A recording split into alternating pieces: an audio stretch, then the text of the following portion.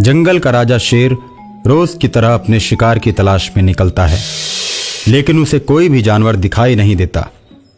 शेर का परिवार बहुत दिनों से भूखा है।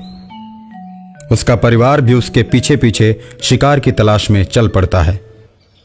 कुछ दूरी पर जाकर सभी पानी पीते हैं।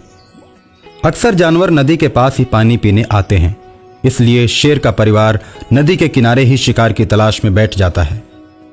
तब तक एक हाथी पानी पीने के लिए नदी के पास आता है।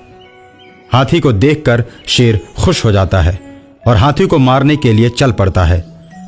हाथी और शेर आपस में लड़ने लगते हैं। हाथी भी शेर से कमजोर नहीं था। दोनों लड़ते लड़ते थक जाते हैं और लड़ाई बराबरी पर छूटती है।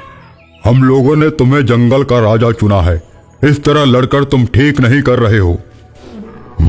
देखो, बहुत दिन से भूखा हूं मैं और शिकार करके खाना मेरी आदत है। जंगल के ताकतवर जानवरों को एक दूसरे का दुश्मन नहीं होना चाहिए।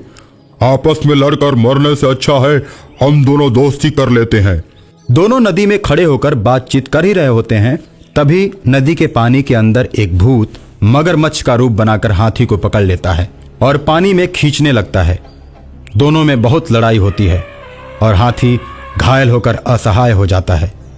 शेर का परिवार जब ये देखता है तो हाथी की मदद करने के लिए पानी में कूद पड़ता है और वो सब चारों तरफ से मगरमच्छ को घेर लेते हैं और उसके ऊपर एक साथ वार करते हैं।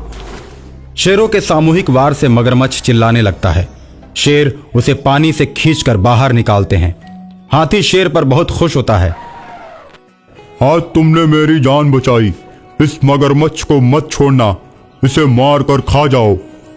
कुछ ही देर में मगरमच्छ एक विशाल राक्षस का रूप बना लेता है।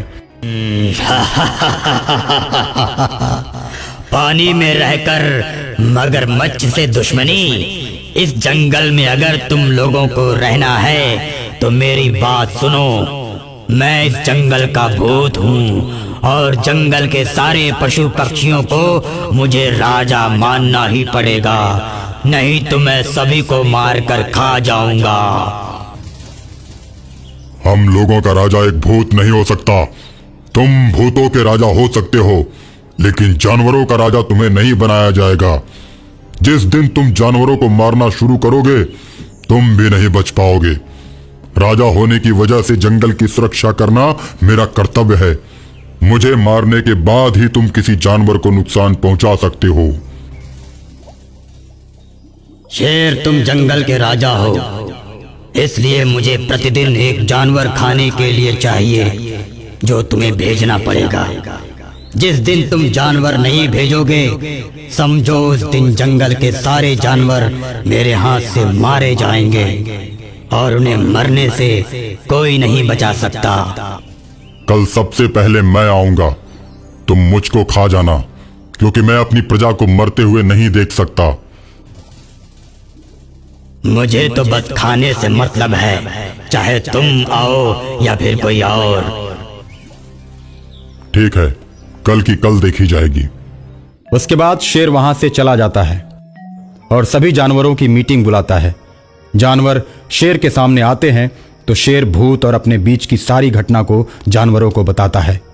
देखो भाइयों, मैं अक्सर रात को घूमता हूँ और मैंने पुराने मंदिर के पास रात में साधना करते हुए बहुत सारे तांत्रिकों को देखा है और तांत्रिक ही इस समस्या का हल निकाल सकता है, क्योंकि भूत हम सबसे नहीं मारे जा सकते। इसलिए हमें बिना समय गंवाए तांत्रिक के पास चलना होगा। सभी पशु पक्षी उल्लू की बात मान लेते हैं और रात में ही तांत्रिकों के पास चले जाते हैं। आगे आगे उल्लू और उसके पीछे जंगल के सभी पशु पक्षी तांत्रिकों के पास पहुंचते हैं। बहुत से पशु पक्षियों को अपने सामने देखकर तांत्रिकों के गुरु चौंक जाते हैं। क्या समस्या है? जंगल का राजा शेर तांत्रिक गुरु को सारी समस्या बताता है। तुम इस ताबीज को ले जाओ। भूत के पास जो भी जाएगा वो इस ताबीज को पहन कर जाएगा। पानी वाला भूत जैसे ही उस जानवर को मारने की कोशिश करेगा तो जलकर राख हो जाएगा। भूत शेर ने मुझे भेजा है, देख मैं आ गया, तू कहाँ है? खरगोश की बात सुनकर भूत खरगोश के सामने आता है और खरगोश को उठाकर जैसे ही खाने की कोशिश करता है जल के राख हो जाता है। इस प्रकार जंगल के भूत से जंगल के जानवरों को छुटकारा मिल जाता है।